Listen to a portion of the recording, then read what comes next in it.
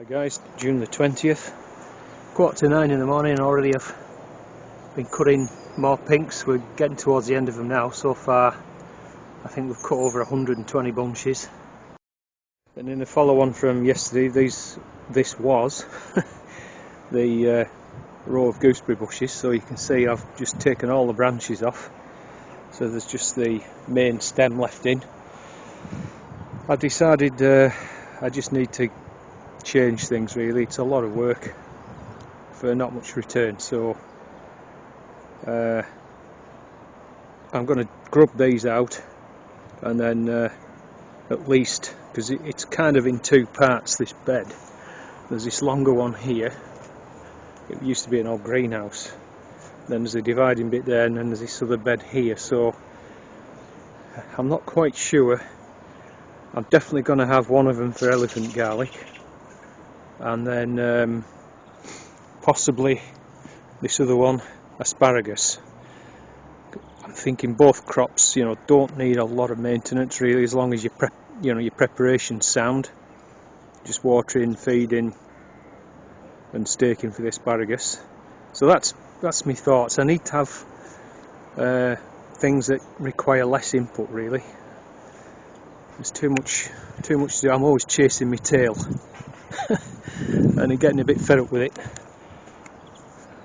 So yeah, that's my plan anyway. So I took all the branches off over the plot, put them in the incinerator, and then as I say, at some point I'll come back and grub these out and get the ground ready. Certainly the top bed, if I'm going to grow elephant garlic, I need to dig that over and manure and put some bone meal in and stuff like that, ready for them being planted out in first week of November usually. Right, I'm off to the allotment now over the plot, so I'll catch you up over there. So over on the plot now, and these are the first earlies. Came across yesterday and I noticed some of the tops looked a bit dodgy, and on further I'm pretty sure that's blight. And I'm almost sure if I say it's the first time in 25 years, I've been on this site 25 years, that first earlies have ever got blight. It's normally the second or the main crop. Usually the first earlies are up and out before you get those blight sort of conditions, so I can only put that down to changing weather conditions. So anyhow, that row and that row need to come out. I can't see any signs of blight on these two, so for the moment I'll leave those in, but I'll crack on and get these out.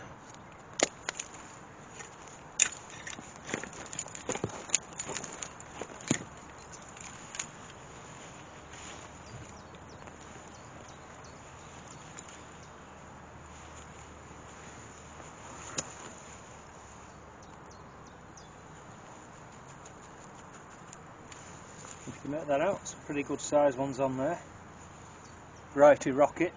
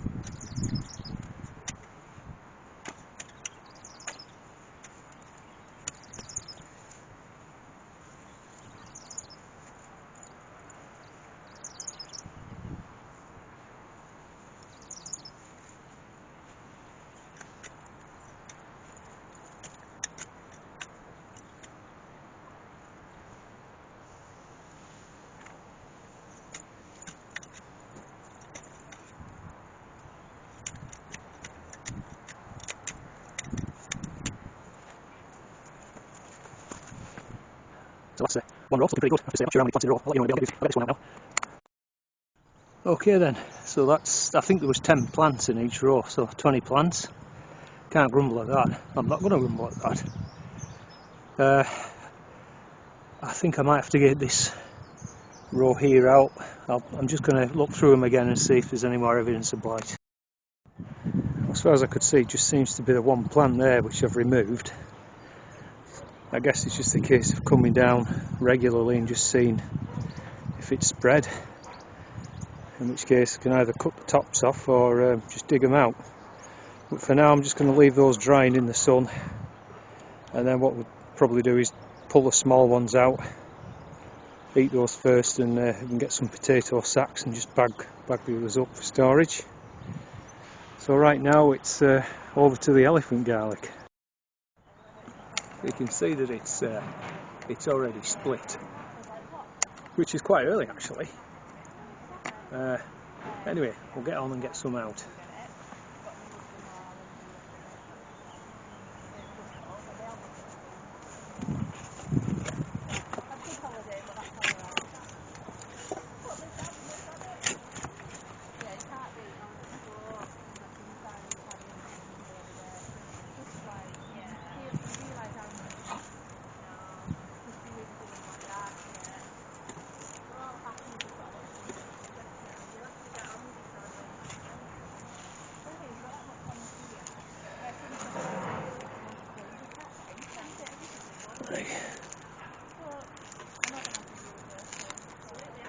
Looking pretty good. I'll go and get a wheelbarrow. Alright, so what I expect to find is that these bottom two rows will be the biggest, and then they'll get a little bit smaller as we go up, because those were full size cloves and then these were rounds.